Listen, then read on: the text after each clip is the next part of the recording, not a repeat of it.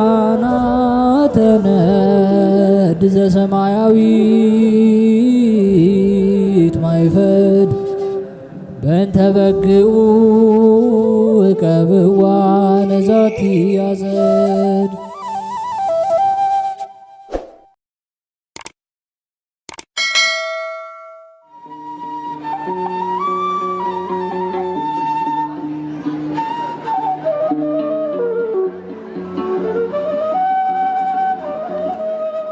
በስመ አብ ወወልድ ወመንፈስ ቅዱስ አሐዱ አምላክ አሜን። ሰላም እንደምንቆያችሁን ውድ የሊቃናት ሚዲያ ቤተሰቦቻችን፣ አሜን። እግዚአብሔር ስሙ ከዘላለም እስከ ዘላለም የከበረ የተመሰገነ ይሁን። በዛሬ ዕለት ይዘንላችሁ የቀረብነው ሚያዝያ 22 የሚነበብ ስንክሳር ሲሆን ለዚህ ቻናል አዲስ የሆናችሁ እህት ወንድሞቻችን ቻናሉን ሰብስክራይብ በማድረግ እንዲሁም ቪዲዮውንም ላይክ አድርጎ በመጀመር ቤተሰብ እንድትሆኑና እኛንም እንድታበረታቱን በእግዚአብሔር ስም እንጠይቃለን። ወደ ቪዲዮ እንሂድ። መልካም ጊዜ። ሚያዝያ 22 የሚነበብ ስንክሳር። ዕረፍቱ ለአባ ይስሐቅ። ሚያዝያ 22 በዚች ቀን ከግብጽ ደቡብ ከእብክ አውራጃ ከሆሪን ከተማ የከበረ አባት ይስሐቅ አረፈ። የዚህም ቅዱስ የአባቱ ስም አብርሃም የእናቱ ስም ሶስና ነው። ታናሽም ሆኖ ሳለ እናቱ ሙታ ብቻውን ያለ እናት አባቱ እያሳደገው ኖረ። ጥቂት ባደገም ጊዜ የአባቱን በጎች የሚጠብቅ ሆነ። አባቱም ሌላ ሚስት አገባ። በዚያም ወራትም ታላቅ ረሃብ ሆነ። የአባቱም ሚስት ጠላው ነበረ። ከጥቂትም በቀር እንጀራ አትሰጠውም። ያንኑም ሁልጊዜ ለእረኞች ሰጥቶ እርሱ ግን እስከ ምሽት ይፈጸማል። ምሳውንም ለእረኞች እንደሚሰጥና ሁልጊዜ እስከ ምሽት እንደሚጾም አባቱ ሰምቶ እውነት እንደሆነ ሊያይ ወደ እርሱ ሄደ። ቅዱሱም ሕፃን የአባቱን መምጣት አውቆ በልብሱ 3 ጭቃ አድበልብሎ አሰረ። እንደታሰረ በሚያየውም ጊዜ ለአባቱ አምባሻ እንዲመስለው ብሎ አባቱን በመጣ ጊዜ የልጁን ልብስ ፈቶ አየ። አምባሻም ሆነው አገኛቸው። የነገረውንም ሰው ምግቡን ለእረኞች ከሰጠ በዛሬቱ ቀን ይህ አምባሻ ከወዴት ተገኘለት ብሎ ጠየቀው። እርሱም በእውነት ሰጥቷል አለ። ሌሎቹም ብዙዎች መጥተው በዚህ ነገር ምስክሮች ሆኑ። አባቱም አደነቀ፣ እግዚአብሔርንም አመሰገነው። ይህም ባደገ ጊዜ አባ ኤልያስ ወደሚባል ሰው ሄዶ መንኩሶ በዚያ እየተጋደለ ብዙ ዓመታት ኖረ። አባ ኤልያስም ባረፈ ጊዜ በርኑግ ወደሚባል ገዳም ሄደ። ስሙ ዘካርያስ ከሚባል አረጋዊ ዘንድ በታላቅ ገድል ተጠምዶ ኖረ። አባቱም ያገኘው ዘንድ በሀገሮች ሁሉ ይዞር ነበር። በዛ በበርኑግ ገዳምም ባገኘው ጊዜ ከእርሱ ጋር እንዲመለስ አባቱ ለመነው። አይሆንም አለ። አባ ዘካርያስም ከአባቱ ጋር የሄድ ዘንድ እስከሚያርፍም ከእርሱ ዘንድ እንዲኖር አዘዘው። ይህም ቅዱስም ከአባቱ ጋር ሄዶ እስከሚያርፍ ድረስ ከእርሱ ዘንድ ኖረ። አባቱም ባረፈ ጊዜ አባቱ የተወውን ገንዘብ ሁሉንም ለድሆችና ለምስኪኖች ሰጠ። ከከተማውም ጥቂት ራቅ ብሎ ለራሱ ታናሽ ማደሪያ ሰራ። በሰላም እስከሚያርፍባት ቀን ድረስ ያለማቋረጥ በበጎ ገድል በጾም በጸሎት በስግደት ኖረ። ባረፈ ጊዜም በመልካም ቦታ አኖሩት። ከዚያም ተሰወረ። ከብዙ ዘመናትም በኋላ እግዚአብሔር ሊገልጠው ወዶ በመቃብሩ ላይ መብራት ሲበራ እህል ለሚያጭዱ ሰዎች 3 ቀን ያህል ታየ። ሊያዩትም ወደ ቦታው ሲደርሱ ያ መብራት ከእርሳቸው ይሰወራል። በሁሉ ዘንድ እስከሚሰማም እንዲህ ሆኖ ኖረ። ከዚህ በኋላ በመቃብሩ ላይ እያበራ ያ መብራት ደግሞ ታያቸው። ስጋውን በዚያ እንዳለ ሁለተኛ በሕልም ነገራቸው። ምዕመናንም አክብረው በግመል ጭነው ወደ ሀገሩ መካከል ወደ ሆሪን ወሰዱት። ነስሪን ከሚባል አገር መካከል ሲደርሱ ግመሉ በዚያ ተንበረከከ። እንዲነሳም መቱት። መነሳትም እምቢ አለ። መኖሪያው በዚያ ይሆን ዘንድ እግዚአብሔር ፈቃድ እንደሆነ አወቁ። በዚያም በስሙ ቤተ ክርስቲያን ሰርተው ስጋውን በውስጡ አኖሩ። ከእርሱም ብዙ ድንቆች ተአምራቶች ተገለጡ። ለእግዚአብሔር ምስጋና ይሁን፣ በረከቱም ከእኛ ጋር ለዘላለሙ ትኖር አሜን።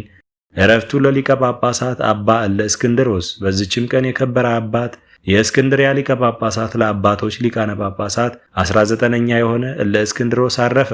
ስለ እርሱም ሐዋርያው አባት አትናቴዎስ እንዲህ አለ። አባቴ እለእስክንድሮስ ተቀምጦ ወንጌልን አያነብም፣ ቆሞ ያነባል እንጂ ከእርሱ ጋርም ብርሃን አለ። ሁለተኛም ስለ እርሱ ሲናገር ወደ እርሱ እመምኔቶች መጥተው በእኛ ዘንድ 7 ቀን የሚጾሙ ደናግል አሉ፣ በእጆቻቸው ምንም ሥራ አይሰሩም ብለው ነገሩት። እርሱም እህቶቼ ሆይ እኔ 2 ቀን እንኳ ከቶ አልጾምኩም፣ ፀሐይ እስኪገባም ቆይቼ አልበላሁም። በልክ እበላለሁ፣ በልክም ጾማለሁ፣ በልክ በመጠንም እሰራለሁ። በልክ ይበሉ ዘንድ በልክም ይጾሙ ዘንድ በልክም ሥራ ይሰሩ ዘንድ ንገሯቸው፣ በበጎ ሥራ ሁሉ ይሰለፉ አለ። የዚህም ቅዱስ ወላጆቹ ደጎች ምዕመናን ናቸው። እርሱም በቤተ ክርስቲያን አገልግሎት ውስጥ ሆኖ ከታናሽነቱ ጀምሮ በውስጡ አደገ። አባ መክሲሞስም አናጎስጢስነት አባ ቴዎናስ ዲቁና ተፈጻሜተ ሰማዕት፣ ጴጥሮስም ቅስና ሹመውታልና እርሱም ከታናሽነቱ ጀምሮ ንጹሕ ድንግል ነው። አባ ጴጥሮስ በሰማዕትነት የሚሞትበት ጊዜ ሲቀርብ በግዞት ቤት ሳለ ይህ እለ እስክንድሮስና አኪላስ ከውግዘቱ ይፈታው ዘንድ ስለ አርዮስ ወደ እርሱ ገብተው ለመኑት። ስለ እርሱ አባ ጴጥሮስን ይማልዱት ዘንድ ሁለቱን ለምነዋቸዋልና።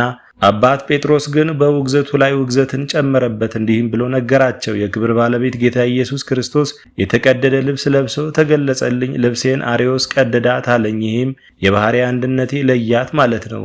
ውግዘቱንም እንድጨምርበት እርሱ አዘዘኝ። ደግሞ እንዲህ ገለጠላቸው። አኪላስ ሊቀ ጵጵስና እንዲሾም ከእርሱ በኋላም ለእስክንድሮስ እንደሚሾም አርዮስን እንዳይቀበሉት በምንም ሥራው እንዳይተባበሩ ታዘዛቸው።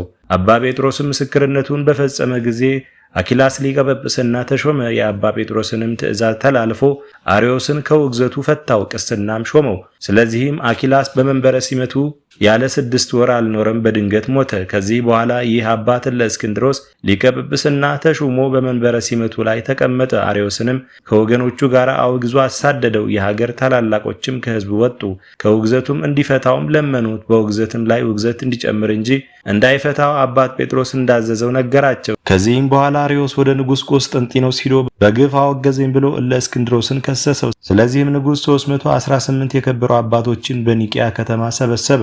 ይህም አባት ለእስክንድሮስ ተመርጦ ለጉባኤው ሊቀመንበር ሆነ።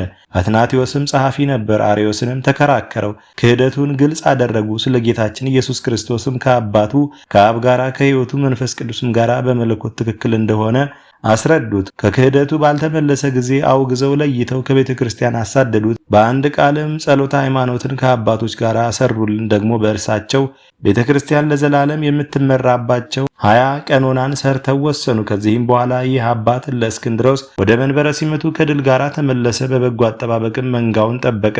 በወንጌላዊው ቅዱስ ማርቆስ ወንበርም 17 ዓመት ኑሮ በሰላም አረፈ።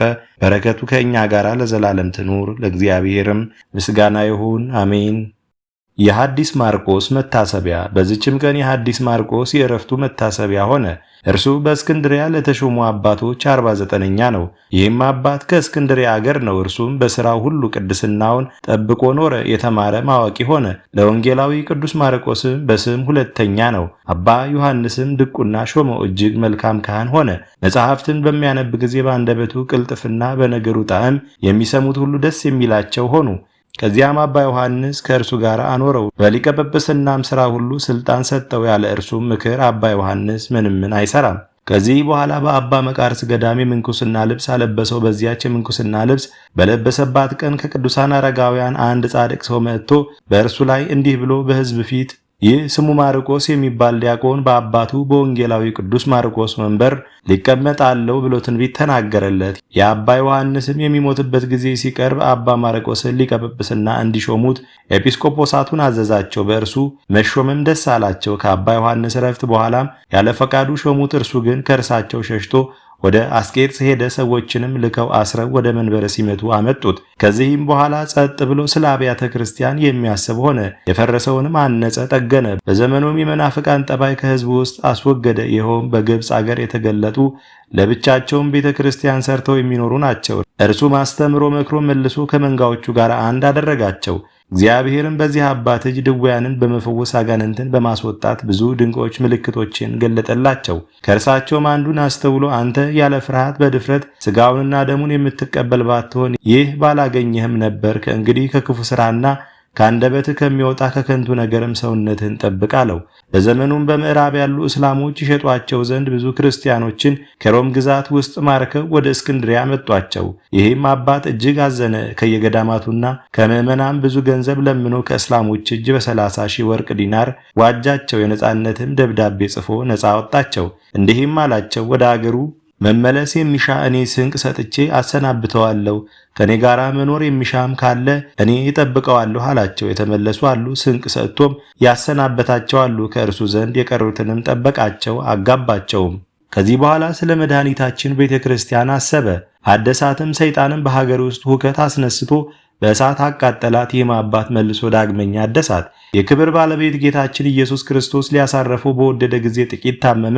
በፋሲካ በዓል በእሁድ ቀንም ወንጌላዊ ቅዱስ ማርቆስ ተገለጠለት። ለሚወዱት እግዚአብሔር ስላዘጋጀው ተድላ ደስታ ነገረውና ሥጋውንና ደሙን ከተቀበልክ በኋላ ታርፋለህ አለው። በነቃ ጊዜም እንዴት እንዳየ ከእርሱ ዘንድ ላሉ ኤጲስቆጶሳት ነገራቸው። ከዚያም የቅዳሴውን ሥነ ሥርዓት ጀምሮ ቀድሶ ሥጋውን ደሙን ተቀበለ።